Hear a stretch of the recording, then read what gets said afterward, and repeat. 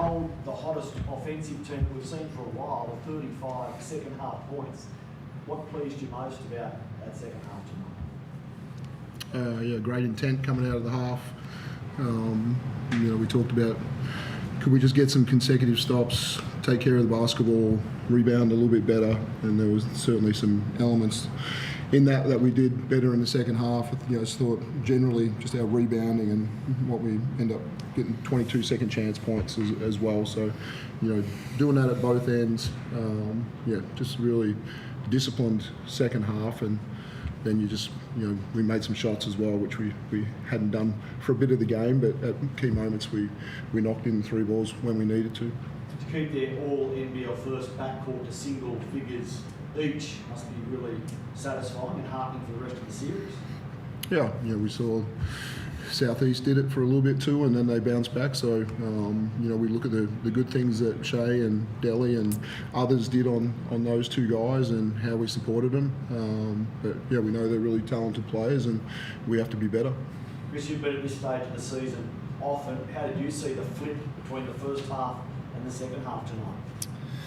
Yeah, I think anytime you've got a team playing on home court, you have to expect for them to come out aggressive and making shots. So we came in at half-time and spoke about the things that we were willing to live with and the things that weren't acceptable, and the need to try and limit those unacceptable things in the second half. Chris, the coverage on you was extremely physical the entire game. What did you make of that coverage, and how do you feel like you guys were able to take advantage of that? Yeah, I just got to keep playing through it, try and help my team wherever possible, and remain aggressive. I think remaining aggressive is important. They threw a small ball lineup with you guys, and you tweaked your lineup, Krebs said before, and then they ended up putting Marcus on Davo, similar to last year's semi-final series. Do you feel like you found something interesting there? Are they going to throw that lineup at you? Yeah, him coming downhill at the rim against anyone with some pace is a challenge, but I thought Marcus really stood up to it and contested those ones, and it means other people are not getting their shots for them. So something we live with tonight. What did you make of Daly's game? It seemed like at the start there was maybe a bit of forcing, but how do you find that balance with it as far as making the most of the openings he'll have versus not doing too much? Yeah, I thought he had an elite second half. So thought his response and our whole response as a team was fantastic in the second half. Again, there was a search to continue to try and get CG open, and at times, end of the shot clock, that allowed him to be open, and whether that be on a floater or on a wide open 3, and he was good enough to knock him in. Chris, what did it feel like to get that overboard kick out open 3? It's like the first time you were open the entire game. Yeah, it's part of what we want to do. We want to be really good on the glass because we know what that can open up. So it would have felt just as good if IC got it, Tanner got it. It's part of what we want to do. Coach, when you look at Marcus Lee, 100% shooting, 14 points, career high, 15 rebounds, steal, 2 blocks, great stats line. Just react to that performance and the role that he played tonight. You no doubt know he's got it in him. Some people watching tonight, despite his championship last year like that, didn't expect Marcus Lee to be the main man from one. Yeah, no, he's a outstanding defender.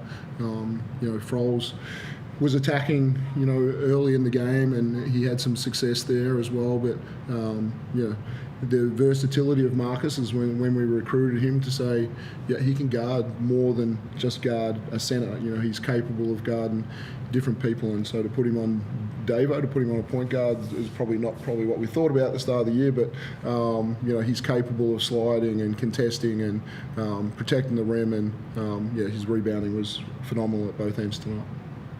Dean, when the Hawks came out on the front foot, what does it say about your team that you guys were able to sort of stick to your home-based stuff and not get rattled by it and stay in your stuff? Yeah, I thought a lot of it was we made errors. We gave up boards, we turned it over. Blanchfield capitalised on a number of those things. Their Days, it was Blanchfield and Days making those threes on. I thought a number of our errors.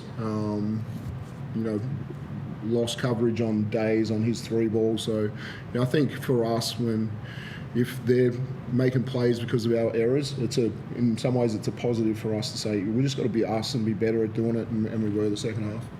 You've now stolen home court advantage. What's the key to making sure that you go home and you do capitalise on having this advantage now? Yeah, it was definitely the message in the locker room. So, full house is a great start. If we can just absolutely pack this thing out, get the crowd behind us, and then, just have everybody doing their job. You see, Tanner Krebs just really stepping up, in this last portion of the season, and him playing 16 minutes, and CG in some foul trouble early on, and what he was able to do for us. And Shea was a bit more aggressive offensively, coming off where he run around after Bryce. It was tough for him to do both things. So to see him, have that extra little kick in being aggressive offensively, and we're going to need every part of that. But again, they'll make adjustments. We'll see what they do. We've got to make sure we're ready for anything. We weren't great guarding some turnouts early in the game and different things. We just got better at things as it went along, and I think that's what this group's been good. They've been solution based, and if anything's hurting us, we can make a change. Yes, you trailed by 10 at half time. What did you and Chris and the boys address at half time to come out and change that?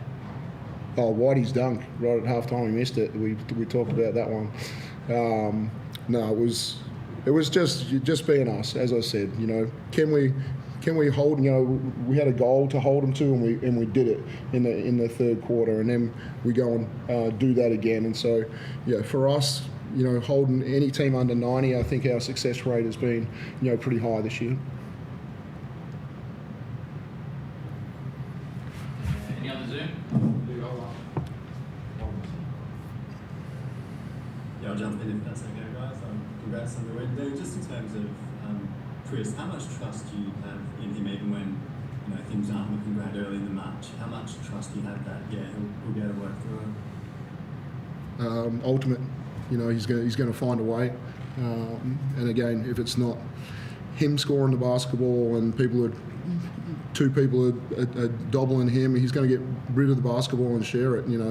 He's only about winning. It doesn't matter how many he has, but if that helps others get open, he's going to do it.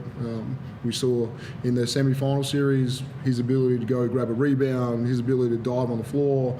He's going to do all those things that help you win. So ultimate trust. And just on Trey and Harvey, had some off nights tonight. How conscious are you that they could hit back pretty strongly?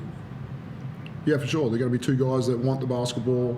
They're going to continue to screen aggressively for them like they did all night tonight. And, how good we can be at connecting to them, how good we can be at being at the level that we want to be to, is we just got to make it as hard as possible for them. Cool, thanks for that.